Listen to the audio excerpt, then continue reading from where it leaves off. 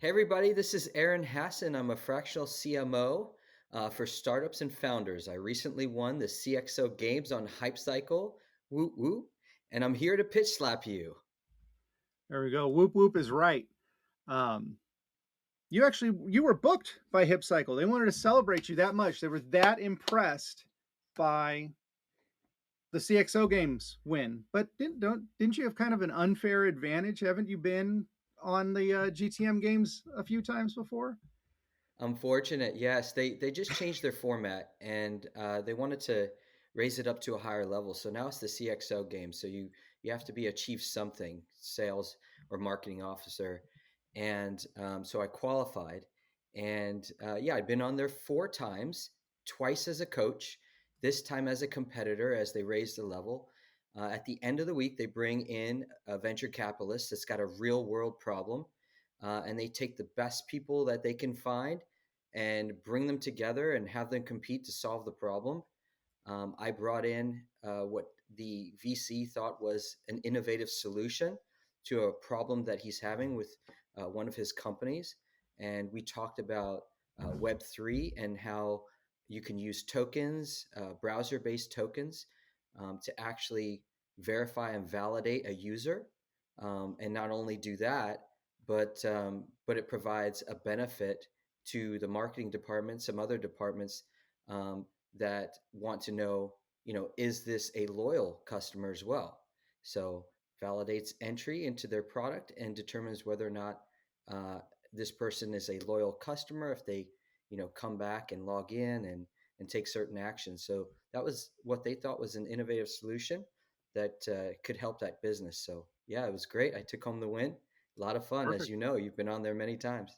Oh yeah, yeah. Like you said, unfortunately, no, we love Julia and Justin, but yeah, the whole chief the leading person in marketing for venture capitalists is your bag, and we're going to loop back around to that. um, One of the things in our earlier conversation leading up to this show that made it really interesting is you're going to be the first person that we profile or speak to that has sat in all the seats, and it's not just because you've got this C something title. um, you've been sales, you've been a sales manager, you've been an SDR manager. Right now, you're a marketing leader. Um, how how did you get here? Yeah. What Um, how'd you kick it off? What did you do first, and why did you keep doing it? it totally wasn't intentional. I was coming out of 6 years as a military analyst, 2 years as a defense contractor in DC. So I started my career as an analyst, an intelligence analyst, and I was leaving DC to come home to Orlando, where I grew up. And I was bringing home with me a new wife and child and pets. We were having trouble finding a home to rent because back in 2004, there was the apartment guide and lots of apartment finder sites, but just very few home for rent sites. And so we did our search in DC. It wasn't the internet and Google was not like it was today. Today it's an answer finding engine. Back then it was very, keyword based, and the responses were not always dependable, not always the best. And so, we found some sites, we found some options, but by the time we got here on site, the inventory was gone, and we really had trouble. We spent 2 weeks trying to find a home while we lived in a hotel room. So my wife and I decided to launch what a service called RentBlurb, a print and online site that allowed you to compare properties side by side. This is back in 2004. We got the highest ranking on Google. We were in the local press here. We were covered on TV and radio. We did well, and an investor came in and purchased my company after 4 years. So I started as a founder and selling my own products. And, that initiated and launched my career as a marketer. I saw that I was good at the marketing piece, and I started, working with other, um, founders and growth companies and startups. And so the first company I worked for, we grew sales 2x in a year. I actually led the sales team. The founder was, gracious enough to send me to Sandler Sales Institute, so I would have even more education on how to run a sales team. I did that.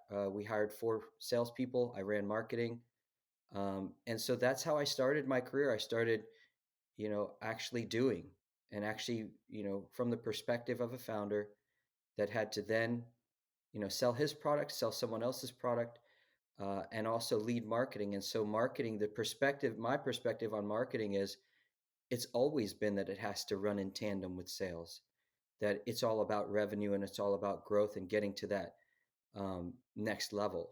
Because if you don't, these companies aren't going to survive. So it's just out of necessity. And that's where I came from. And that's how I started my career. And it happens to be very valuable now to companies that are focused on GTM operations and growing their businesses, getting seed funding, um, and really making waves out there in the market. So the last 20 years, I've been a marketing leader and growing companies and had many successes. So that's how I got there. So the entrepreneurial bug didn't become a terminal disease for you like it does for so many of us. This is a one shot. I built something awesome. I'm proud of it. I shipped it, and now I'm going to be this marketing mentor and engaged person for founders. Is that the story?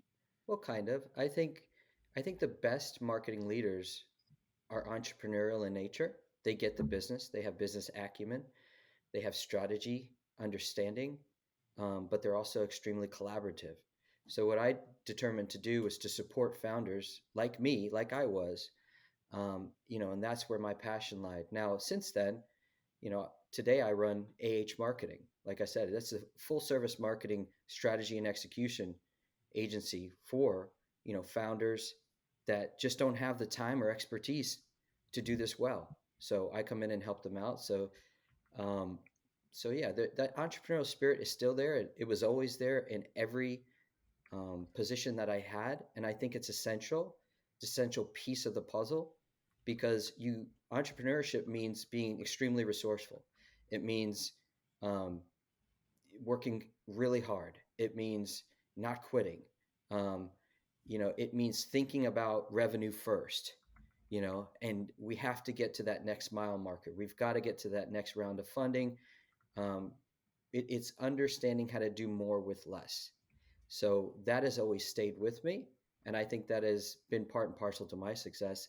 And I would like others to, when I talk to other marketers, when I work with other companies, that's what I try and instill. Like, look at the perspective of the founder and the pressure they're under, and how can you do your part of this, to really move the business forward and be part of one team together. So I typically work with CEOs and sales leaders, and oftentimes I become the salesperson's best friend and the CEO's secret weapon. That's a rare thing to have executive team members, sales and marketing not only get along but even understand each other. So that's great. And since it is Pitch Slap, I'll go ahead and do the promo for you because you kind of touched on it. I'll say this is your elevator pitch. AH Marketing is a full service strategic organization that kicks off founders who need to get the revenue first mindset, and you teach creative and scrappy resource utilization to get them to the next round. And also get everybody to get along while it's happening, because we have the stresses of product isn't shipping, customers can't be found, messaging is a complete mess. Like you come in at the worst possible moment and straighten things out, and you enjoy it. And you enjoy I it. do. If you've ever seen the show The Prophet, Yeah. with Marcus Lemonis, yeah, he has 3 P's: people, product, process. And so when he invests in a company, he can deal with 2 out of the 3. If a company's missing all 3, he won't invest. But you really got to look at the business from the perspective of the people that make it work, the product. Is it something in demand? Is it something he can, is it tweakable to get there? Or the process, are those broken? Do they have the ability to scale? When I start with a business, I use a framework from Andy Cunningham. She was the communications lead with Steve Jobs that launched the Mac. And she has repositioned Cisco and BlackBerry and Oracle. And she taught me, she was a mentor of mine. She taught me her framework, the 6 C's. So I often walk into a business, apply the 6 C's, and get a real understanding of how to position this company for success, position them to win in the market. And that's vital. So I use not only my experience, but I use frameworks. Um, and like you said, alignment. How key is alignment? It's like the story of 300. The Spartans, and all you need is 300, 300, an army of 300 people, highly focused, passionate, and moving in a direction to really, conquer the enemy and change the world. Of course, there's no enemy in business, um, but you get the idea of unity and alignment is so key in business, especially when you have limited time and resources. Everyone needs to be on the same page, and we create that alignment in part with Andy Cunningham's framework, the 6 C's. It's tremendous at that. You're touching on something, and I warned you about this when we were talking earlier. Everybody that I've spoken to so far, and again, the whole premise of this show, the whole premise of Pitchslap is for professionals to come in and air their grievances about what's wrong and what isn't working and what they would do to change it. And the number top three is frameworks and the teaching of frameworks. And I can't help but think, because you were analyst first, entrepreneur second, that that influences this belief in, like you said, Sandler, the 6 C's, and the importance of inserting these into organizational mindsets. Can you build on that? We need to sell a half dozen previous guests. It's what, July 1st, 2020, July 31st. Oh boy, I went back in time. July 31st, 2023 is our recording date. So any show shipped after this, we're going to have to keep in mind the framework philosophy. Absolutely. And yeah, I've heard some of your previous guests weren't too high on frameworks. For me, you're right. I started as an analyst, became an entrepreneur. Now I lead marketing, and I do it with a sales perspective. So for me, frameworks are shortcuts. And it's not just any framework. I'm not, going on YouTube and grabbing the latest, greatest thing they're selling in terms of, somebody came up with something in order to sell it. I'm looking at proven frameworks from people who have done it. So I just spoke to you about Andy Cunningham, who worked for Steve Jobs, repositioned Oracle, BlackBerry. That's a pretty good track record. So if she puts a framework down and says, this is what we did at Apple, this is what we did at Oracle, at BlackBerry, I'm listening. There's a certain science to this. Marketing is both an art and a science, as many fields are. And there's a certain science to this. So, when you can find a proven framework, then it really does provide you with a shortcut. What I'm trying to do is serve these founders and their businesses that have just a bit of runway. So we got to get there quick. And so frameworks help you get from A to Z faster. Now, I do not treat them as the end all be all, right? You need flexibility because every situation is different. But if you start with experience and frameworks, it provides a guide to get you in the right space, talking about the right things, focused on the right areas of the business. I just mentioned Marcus Lemonis and his 3 Ps. That's a framework. So that allows him to invest well.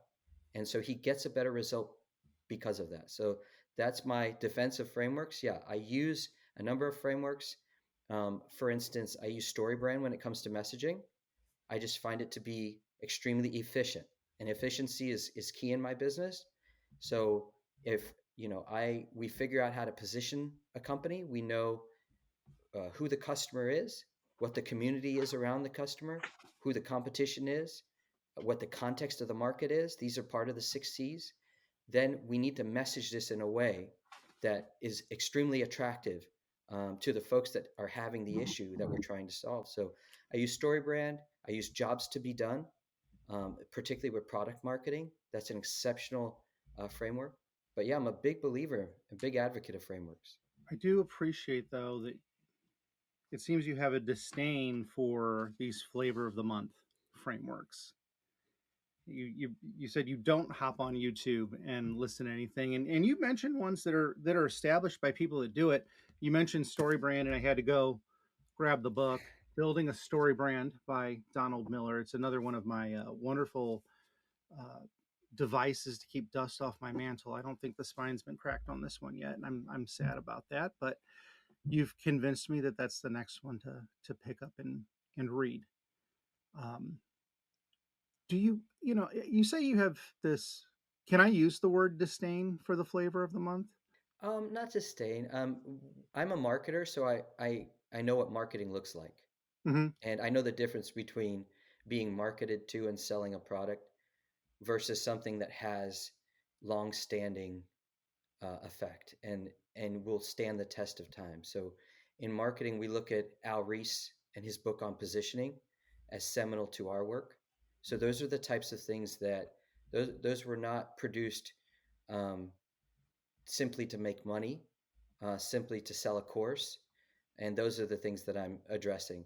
So I just make a distinction between those two types of frameworks. Um, One framework I'll point you to, this is a man who has come up with, several frameworks now.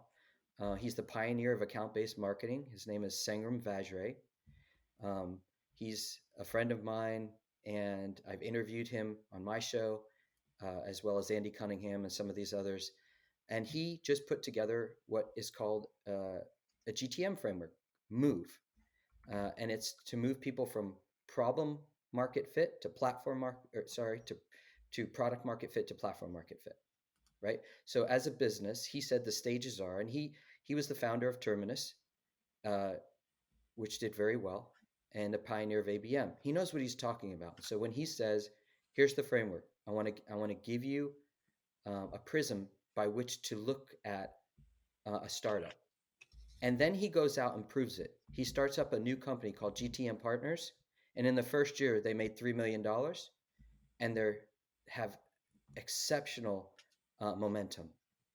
So when I see folks who have done it, have a framework, and then go out there and prove it, those are the ones I take serious. Those are the ones I listen to, and then I apply it, and then I see whether or not it actually works for me. So it's just I have a different standard, I think. And that's a big part of the value in working with you. And now I'm going to loop back around to it seems like you're building your own framework or at least checklist of we need positioning. So I'm using Alries. We need branding. So I'm using Miller.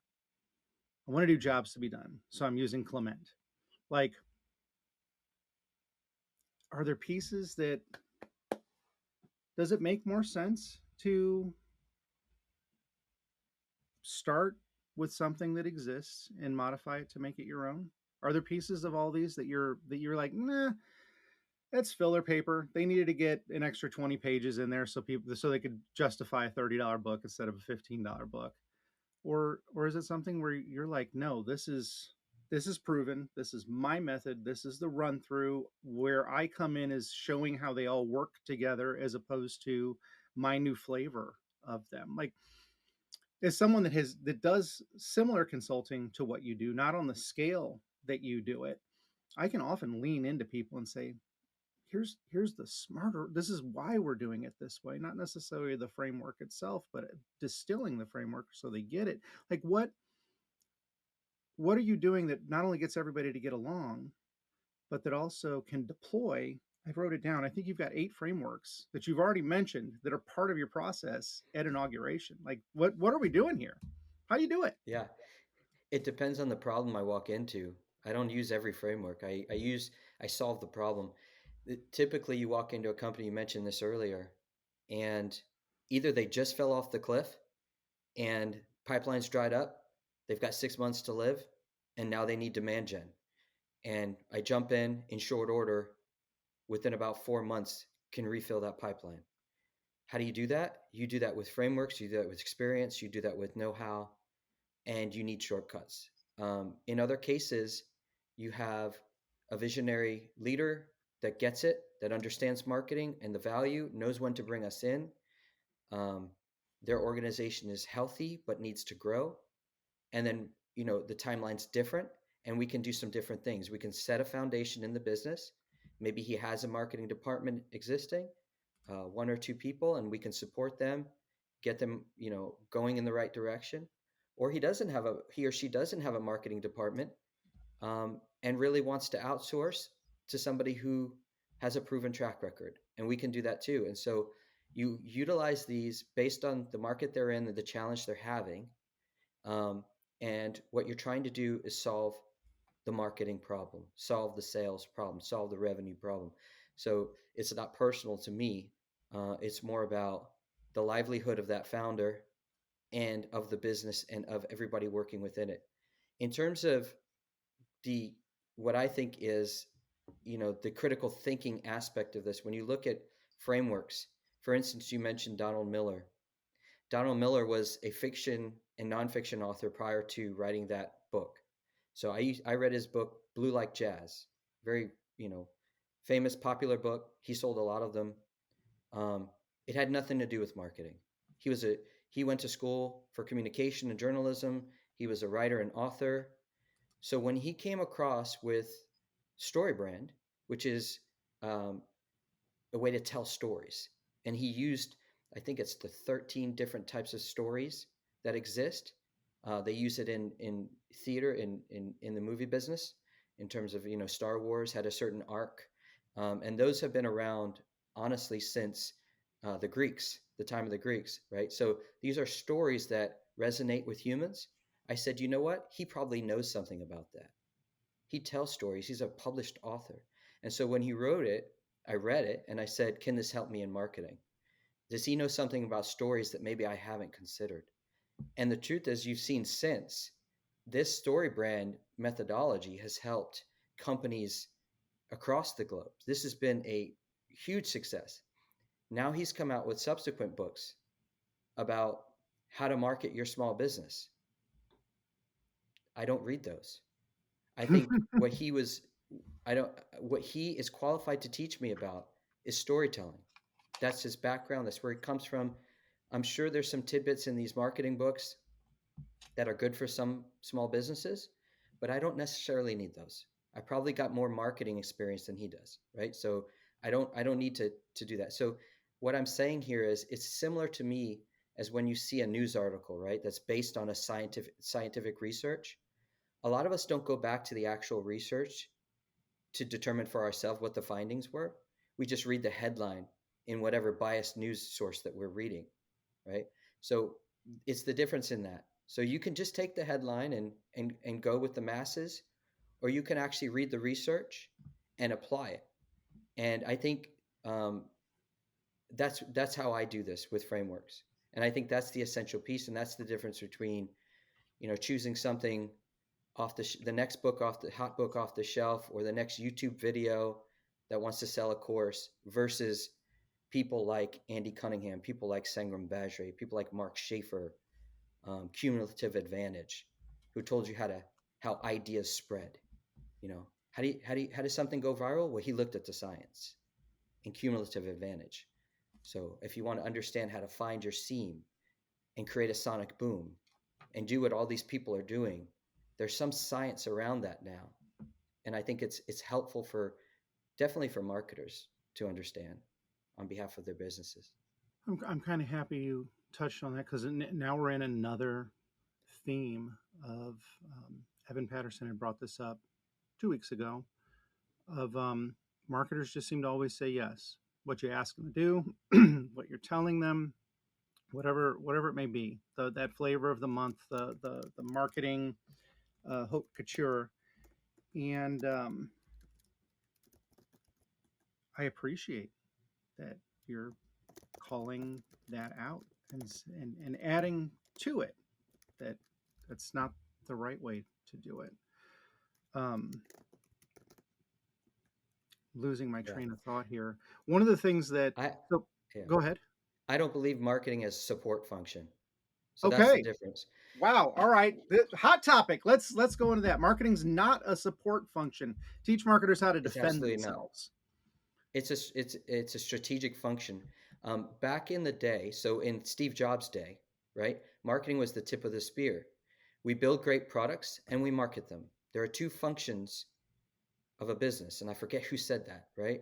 And it's basically it's the product and it's the marketing of the product, which includes selling of that product, right? So that was the understanding of Al Reese when he wrote Positioning. That was the understanding of businesses in the past, in the 80s and the 70s and before, right? They got the fact that business operates and grows. And I know I'm simplifying, right? We're simplifying. Do other things matter? Absolutely. But the point of the statement is, you've got to get those two things right. I told you Marcus Lemonis: people, product, process. And there's essential things to focus on. I think the biggest problem today with marketers, CMOs have an 18-month tenure. They're not as trusted. They don't have a seat at the table. Marketers are frustrated by that. If you're bringing strategy and business acumen, if you're owning the problem, if you're supporting your leaders and founders, if you look at the business like a founder, like an investor, like a CFO, they're going to trust you to be in those decisions. And if you add value to their conversations and insights that only you can bring as a marketer, for instance, customer information, prospect information, context of the market. The reason we're called marketers is we're supposed to understand the market better than anyone else. If you don't get your market, if you don't get your customer, if you're not the expert on those things when you're in those meetings, then you're not doing marketing justice. And what I find is a lot of specialists. I find quote unquote digital marketers, quote unquote social media marketers, Growth quote hackers. unquote Just throw out the SEOs, term. Just throw out the disgusting term. growth Call them growth hackers, hackers. right? And what we have is slivers. Those are channels, tactics. You can have people who are great with advertising. So you've got your ad managers. Those are parts of our marketing strategy that we choose to activate based on how the best ways to attract our customer, to communicate with that customer, and to drive them into the pipeline and to build demand. So, it's about right person, right message, right channel, right time. I'm So, I'm yeah, glad I didn't say what I was going to say before. Originally, I was going to reference you. Marcus Kauke has this great term that very few people get to live, and I think you I definitely love do it. Marcus. Manager of the gaps is what he refers to this title, and you've shown that it that a big part of what does in this founder environment is go through and see what's missing, how to better educate, how to better redirect. And I love that the members that you had mentioned before when making those statements are also these sliver members that you brought up that are focusing on channels and tactics and not strategy. And I love this defensive argument that marketers can take without having a seat at the table to make sure they get a seat at the table so that they can control what happens and be treated as experts as you be a manager of the gaps, and then you be a decision leader and strategist. You add that value. So it's the context, information around the market, around the customer. And it's not just marketers are falling in this bucket of like metrics and analytics and pushing your MQLs and calling everything an MQL or an SQL and then dumping it on sales, big castanet. And yes, I attack the term growth hacker or anything like that because it's what has created lazy marketing, slivered focus, and the death of the strategist and the creation of people that may focus on one thing and it's their bailiwick, but then they call themselves a generalist. And that's just not true anymore. It's a volume business and it's Yeah, low I, quality. I would say you're not going to get, Facebook, Google, they don't call Andy Cunningham in or Snowflake recently and spend six figures because she's a specialist, right? That's not the case. And we need to be that kind of player for our founders, for our companies. We need to be able to represent the customer and the market, but we've abdicated our responsibility. So we give client success. We make them the expert on the customer. Why? You know, I can't do strategy if I don't understand the customer and the market. I can't be a marketer. And that is affecting trust at the leadership level. What's also affecting trust at the leadership level is we should be responsible for spending. You have to think like an owner. And what happens oftentimes is marketing advocates for what they, in their eyes, the CFO's eyes, more and more spending that, in from their perspective, we need revenue ops folks to come in, look at the data objectively, and tell the business where to spend because they can't trust where marketing wants to put the dollars or where sales wants to put the dollars. But what if we operated like the founder, right? We would spend wisely. I was a founder, and so I spend companies' money like it's my own. I try to do more with less. When we do the 6 C's and we understand how to win, we get our playbook and we get who the customer is, what language they use, what's the community around them. So I understand which channels um, are most trustworthy to them to connect with them on. When we get all the key information that we need to go to market, that's when I can then put my marketing plan together and focus on only those things that drive the result. Only those things. Do we test? Absolutely. When we determine that there are probably 3 to 5 channels right now that, based on the feedback with customers and prospects, they tell us influence them most. Here are the publications we read. These are the people we talk to. These are the events we go to. Here are the channels we frequent. When they tell me that, and I get an idea of which channels to now connect with them, I can start to test 3 to 5 of those. And not every channel will win, but if we can get 1, 2, 3 lucrative channels on behalf of the business, channels that drive pipeline, I can then focus our limited investments toward those channels and drive immediate pipeline. I talked about 4 months. That's how you do it. And so we have to operate in an environment where less is more, because the founder, they don't get to just find money. They don't get to just operate as if it's monopoly money, and we can't either. So there you go, founders that are listening to this to sniff out the quality of their CMOs or first hire marketers. That's the expectation. But Aaron, uh, you're making a tall order in demand here with this, and honestly, you're unique. And maybe it comes from the former founder thing because I cannot spend money. It's just not in my blood. But this is going to be super hard for most marketers. We're known for abandoned expensive hobbies and low credit scores. Like that's if you ever want to know what somebody does for a living, look at the stuff in their garage that was pretty expensive and how much dust is on it, and ask their credit score, and you'll know if they're a marketer in a heartbeat. You with an analytics background, you're calling out that the analytics we are using today and what we're considering the metrics and solid ROI are false. That they're not that they're false. They're the wrong thing to focus on.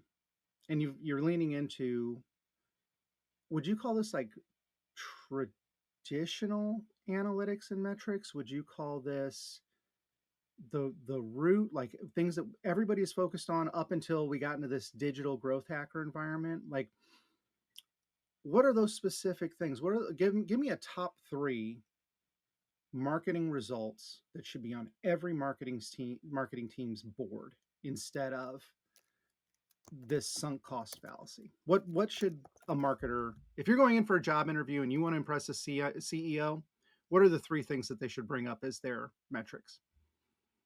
This is easy, man. Oh, In fact, that this is indicative of the fact that we've gotten far too complex in our data capabilities, where we start tracking ridiculousness, right? A startup does not need to be focused on open emails, click-throughs, garbage like this, right? Those are vanity, right? We all know this. Like this has come out, and I think it's starting to really be understood widely. I mean, for marketers, for so long it was like, how what ranking do we have on Google? What does that matter if nobody's scheduling a meeting with your salesperson? What does it matter? How great you rank. If it turns into nothing, it's nothing. So those are you've got to focus on the things that matter. So for marketers, I'm gonna talk to you directly. Qualified meetings with your sales team. When I say qualified is you guys have agreed, you and the sales leader have agreed that these are the right people. These are your buyers, they're the right people to talk to. They're the ones who can make a decision and they're motivated to do it, right? So salespeople go through like BANT and all of these ways of determining if somebody's qualified. We need to do that for them in advance, right? We can use our means through forms, through follow-ups, even calling prospects. God forbid you pick up a phone as a marketer. I've had SDR teams within my marketing department several times, and folks that can help me follow up because I do not want to waste my enterprise salesperson's time. A lot of the companies I worked for, they were, some of these average deal cycle was a year and a half. We were selling to Fortune 500, talking about Delta, Home Depot. We sold to Under Armour. When I was in retail, we sold to GNC. When those folks come in, right, you take it seriously. And so you have a process that allows you to get qualified meetings, people your sales team want to talk to, and get them scheduled for them. And that's my first metric, is a highly qualified prospect that meets our criteria, that's scheduled on the calendar for us to talk to a specific person, and we have background on them. We know who they are because we take an account-based marketing approach. We know our accounts, we know the people in those accounts, and we just brought them to the table. That's valuable. Then the next thing is, did that turn into revenue? And I know what you're saying, marketers. We don't determine revenue. I've heard it. It's the salesperson that puts them through a sales process. The person decides to work with you or not based on the performance of the salesperson and the sales engineer and the products people that came into the deal and I get it. And we should kind of step back from that as marketers and not take ownership. Bull. You can support salespeople through that process. You are responsible for providing tools like ROI calculators, like case studies, use cases like great decks that communicate well, on and on and on and on. You are there. So you can track to revenue. And then the third is client success, loyalty. Are you responsible for the customer staying on, for renewing? Heck yes. Because there are things you can do as a brand to promote loyalty. For instance, we can create a community of advocates for our cause, and we can drive loyalty and people that believe in our brand into a community and educate them, right? And create loyalty. So if you were the founder, what would you want your marketer to be graded on? Qualified meetings, revenue, loyalty. So why don't we just start there, marketers, and operate like founders? All right, VC firms, when you're talking to a founder for that seed round, that Series A, you have to ask the CEO what metrics are important, and you better hope for that response. You hit two things. So in my current role, I was hired as an entrepreneur, and what that realistically turned into was a quota carrying marketer. I had all the benefits of a Brewster's Millions entrepreneur. I was a special project, a startup inside of a product unit, inside of a publicly traded company. I was so insulated from the shitty parts of being an entrepreneur to really focus on that. And the concession that they forced me to make as part of the deal was I had to be a quota carrying marketer. I have attribution. Enterprise deals that I've touched, not just my materials have touched and they've fallen somewhere in the campaign or sequence, but I've touched the deal. And it is, I have a, I could do a split with the salesperson at some, not a 50-50 or sharking the whole deal, but you know, they would gladly throw me $100 for the work I did type of scenario. And then also on our PLG, you want to talk about something that every marketer is getting super lazy and hanging back and going, oh, well, we built this great website. We built some login buttons. People can sign up. Our product team handles it from there. Look at how much we've built things just from having people click to the website. Now we're validating our vanity metrics again. I love that. I love that you called out you have to be a quota carrying marketer. And then on the other side of it, the community. Becky Endicott, a good friend of ours, she refers to the term as rabid fans. Like, who will die on the hill for you? Who will die on the hill for you? And going back to PLG, marketers, you owe that. You have to build the community. You have to build people, number one, to make PLG work. Your community has to do your CSM work. And as a marketer, you have to enable them with CSM. As a continuing on enablement, sales enablement professionals that are just going through the checklist, make sure that you're actually getting anecdotal feedback from your salesperson, that you're providing the things that they want. This is my takeaway from you, Aaron. Is like, Preach. listen, communicate, partnerships.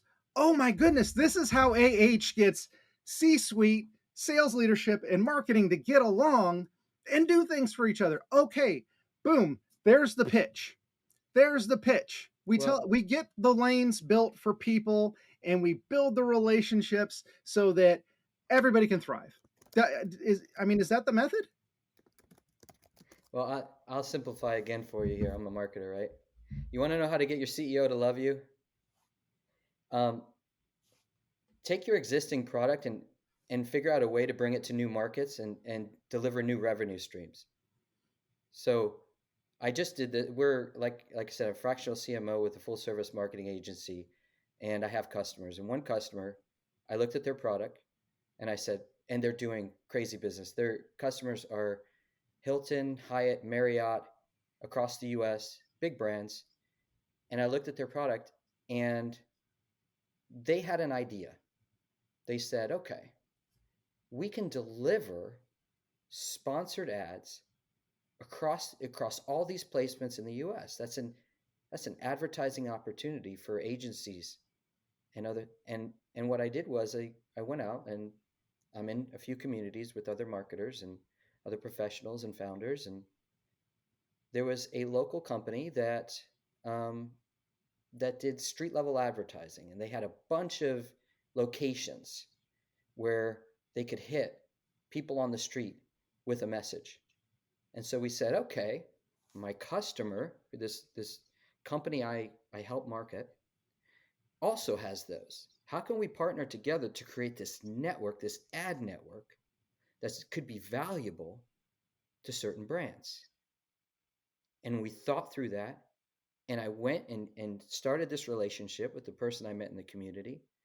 And we're doing a beta test, right? All because of the marketer paid attention and brought forth an opportunity. So if you were to say, and that's why we have an advantage over salespeople. You're selling one to one. You're selling account by account. I don't have to do that. So for instance, Steve Jobs, right? I can introduce a product in a different way to a whole new market because I'm working from the top of the business, from the strategic part of the business, that I can not only, if they're a $50 million company, this new line of revenue has the potential to double or triple them. And that was something that marketing followed through on. I have an unfair advantage here. You talked about partnerships. You can grow a partner-led ecosystem that drives far more traffic and demand than any outbound marketing campaign or cold calling operation, right? Like, I have an unfair advantage when I want to use it, but you have to be strategic. And the one thing I want to say is to all the marketers that are listening to this and saying, "Oh my gosh, I don't know how to get there. That's a heavy lift.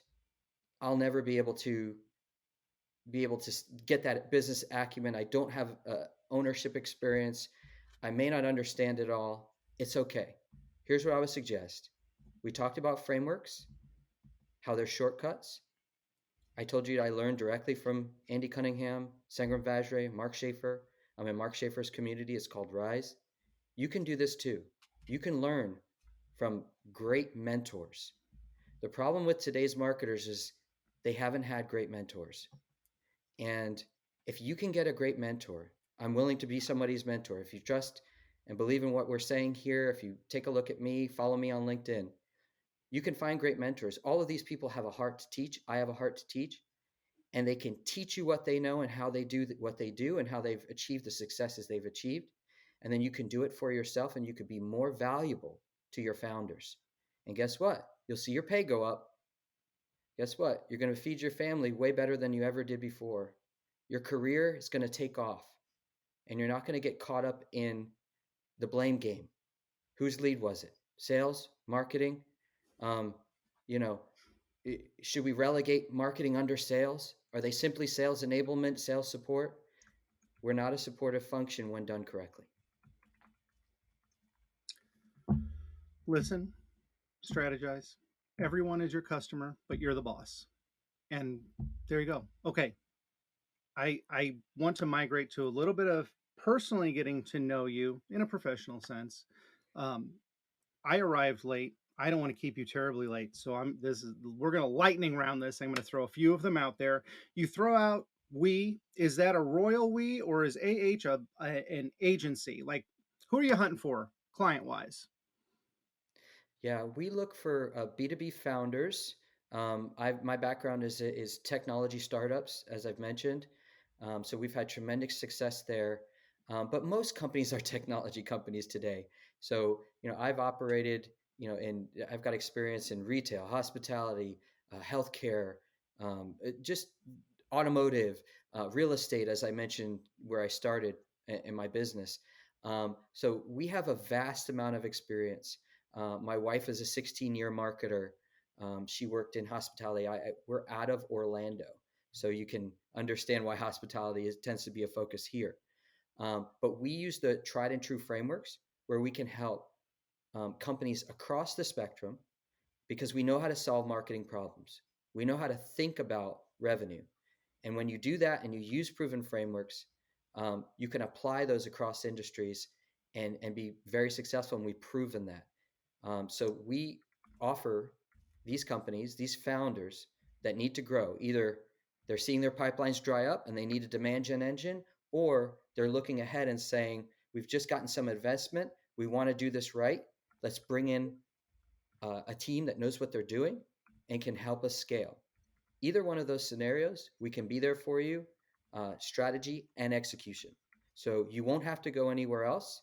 We're going to figure out what it is, your winning strategy, and we're going to implement and activate it for you. And you're going to be able to work with us for 4 months and turn around and decide, is this a company I want to stick with, right? All we ask for is let us do the strategy, let us implement it for about 3 months, and you should be on a trajectory of growth. And if you're not, we can part ways. I'm cool with that. I get it.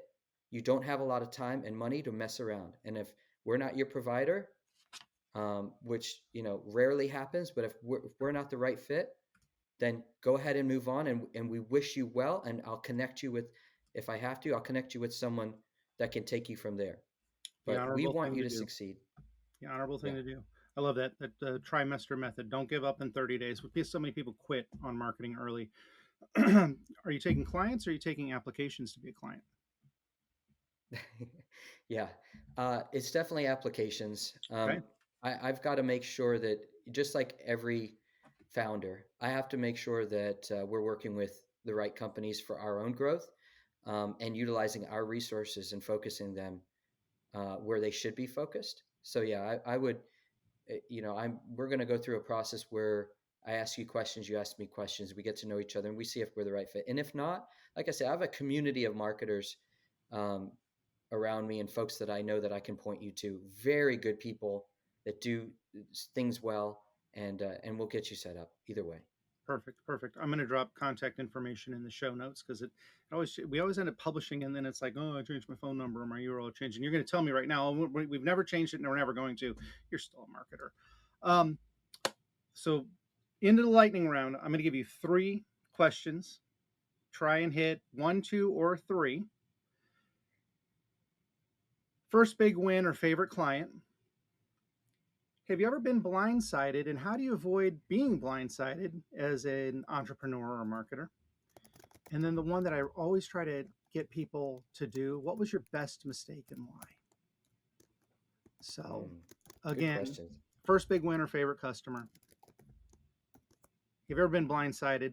And how do we avoid that as marketers? And again, our audience is people that are seasoned but open minded, or young and looking for that mentor. Young, I used the wrong term. Um, New to the role and open minded. Um, and then best mistake. Go. Yeah. Okay. So first big win and favorite customer. I've got a lot of favorite customers. Honestly, working with Brett Ott at Under Armour was a lot of fun. Working with Coca-Cola, they are. If you're a marketer and you get to work with a 100-year-old brand like Coca-Cola, how can it not be your favorite? Oh my gosh! Just to be in that building, to be inspired by top level leaders and see their strategy, huge. But I would say my favorite customer is actually Andy Cunningham. I not only were mentored by her, but I helped her. She's got a business, Cunningham Collective, and I helped her and her daughter with actually positioning. She taught me her positioning, and then she said, "Use it on me." She said, "Turn it around. Let's do this." And so we did that together. It was the best learning experience I've had. So that was awesome. So she is my favorite customer. She's one of my favorite people in the world. In terms of being blindsided, here's what I would say. When you've 20 years helping tech founders and startups, you're going to face a couple of companies that disappoint you because not every founder is ready, is experienced, um, knows how to spend well, makes great decisions, and you're going to go through some failures. I mean, the failure rate in startups is above 80%, could be 90%, something. It's crazy high. So the idea that you're going to service startups and work with startups and not experience some of those. So I've had extreme successes, 2, 3x sell acquisitions in 4 years, all this sort of stuff, and then you have disappointments, and there have been a few of those, and I won't name them to save face there, but yeah, you pour your heart into something, and despite your efforts, somebody overspends, they run out of runway, business is over, people are fired. Please pay me to not listen to me. That's the best model, isn't it? So many founders choose that. Does that also count as the best And big mistake? Learning from taking best on the wrong mistake. clients? Yeah, I think you do learn from taking on the wrong clients. Um, yeah, I would say the best mistake I ever made. I spent $45,000 on a no, sorry, it wasn't 45,000. It was $10,000.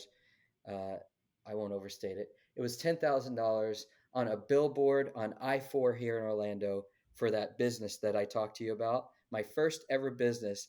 I thought, plaster myself on the most busiest highway, I-4 in Orlando, and that's gonna just we're gonna gain so many eyeballs. Nothing happened. I was a rookie. I didn't know what I was doing. That was a waste of $10,000, but it taught me a huge lesson, right? Like from there, I never spent poorly again. I So don't think I can do a Google image search on my work machine to see that. My anticipation is that this is going to be like the George Costanza bearskin rug image of you on a billboard. But um, so yeah, I don't know. We might put don't that do in the that. show notes too if we can find the old billboard picture. So all right, you're going to be invited back. We'll figure out how to do that. You can always click the unsubscribe button. Half the people that listen to this show do if they even make it this far. Um, you can also tell me, just say, hey, lose my number. But This show was This has brought been a to you lot of fun, by Peter. Andy Cunningham. This show was brought to you by Donald Miller. This show was brought to you by Sangram Badre. Uh, Mark Schaefer. Mark Schaefer. There we go. All of our top sponsors here on the show.